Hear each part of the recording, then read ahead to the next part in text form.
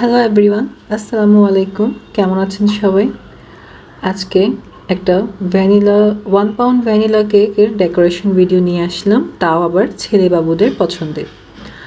আর এই কেকটা ছিল ফুটবল থিমের কেক একটা।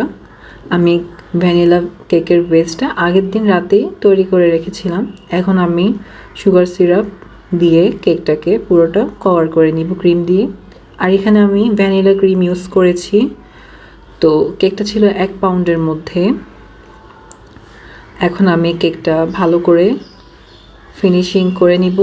আর এখানে আমি আজকে ক্যারামেল সস ইউজ করব।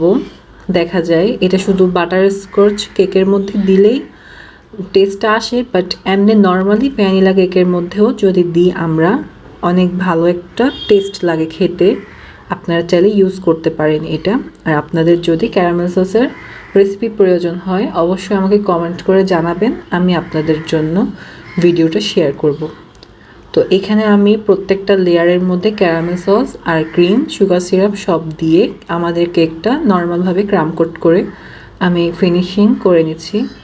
তো আজকে আমার কেক বানানোর সময় একটু আমার বলতে গেলে ডিস্টার্বই হচ্ছিলো। আপনারা খেয়াল করে দেখবেন, মানে মাছি হচ্ছে আমাকে বেশি ডিস্টার্ব করতেছিল। মানে আমি জানি না কেন এরকম হচ্ছিল। আমি প্রায় আমার অনেক কষ্ট করে কেকটা করতে হয়। আমি শুধু কেকের মধ্যে একটু করতেছিলাম আর মাছিটাকে দৌড়াচ্ছিলাম এরকম, যাতে আমার কেকের মধ্যে না আসে এটা। তো এই তো এখানে আমার কেকটা আমি ভালো করে ফিনিশিং করে নিচ্ছি উপরে এবং সাইডে। তো আমার কেকটা ফিনিশিং হয়ে গেছে। আপনারা যারা আমার পেজটা ফলো করেননি, আমাদের পেজ সানজিদা কেক পয়েন্ট, অবশ্যই ফলো দিয়ে রাখবেন। আর আজকে আমি এখানে ফুটবলের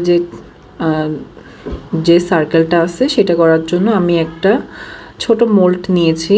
তো দেখতেই পাচ্ছেন মোল্ডটা দেওয়ার পরে আমার কেকের উপর থেকে একটুখানি সরে গেছে। তো এটা ব্যাপার না, আমি তো এটা পুরোটাই ফুটবল কভার আর এখানে কিছু ঘাস দিয়ে এটা কভার করব, তাই সমস্যা নাই। বাট আমার অনেক হাসি পাচ্ছিল কেকটা করার সময়, যে আজকে আমার এই কেকটা বানানোর সময় ভাবছিলাম ভিডিওটা আমি শেয়ার করব না, পরে ভাবুন না একটা সিম্পল কেক যেহেতু আমি শেয়ার করি আপনাদের সাথে, আপনাদেরও দেখলে এটা একটা আইডিয়া হবে। তো আমি এখানে কিছু ঘাস দিয়ে দিচ্ছি, ঘাস নজলটা দিয়ে, আর এখানে ফুটবলটা করে নিলাম। দেখা যায় বাসায় অনেক সময় ছেলে বাবুদের অনেক পছন্দ এরকম থিমগুলা, তো আপনার সাথে ট্রাই করতে পারেন। তো আমি এখানে অর্ধেকটা জায়গায় দিয়েছি ঘাস নজল দিয়ে, ঘাস আর কিছুটা নজল দিয়ে, হোয়াইট কালার যে ছিল একটা নজল দিয়ে আমি এভাবে করে ডেকোরেশনটা করে দিলাম। তো এই যে আমার যে কেকের লেখাটা ছিল আমি সেটাও লিখে দিলাম। আর এই তো আমার কেকটা হচ্ছে রেডি। এটা হচ্ছে আমার কেকের ফাইনাল লুক। আপনাদের কাছে কেমন লেগেছে অবশ্যই কমেন্ট করে জানাবেন। আমার চ্যানেলটা যারা সাবস্ক্রাইব করেছেন তাদেরকে অসংখ্য ধন্যবাদ, এবং যারা করেননি তারা অবশ্যই সাবস্ক্রাইব করে পাশে থাকবেন। ভিডিওটা ভালো লাগলে অবশ্যই একটা লাইক দিবেন। তো আজকের মতো এখানেই, আল্লাহ হাফেজ।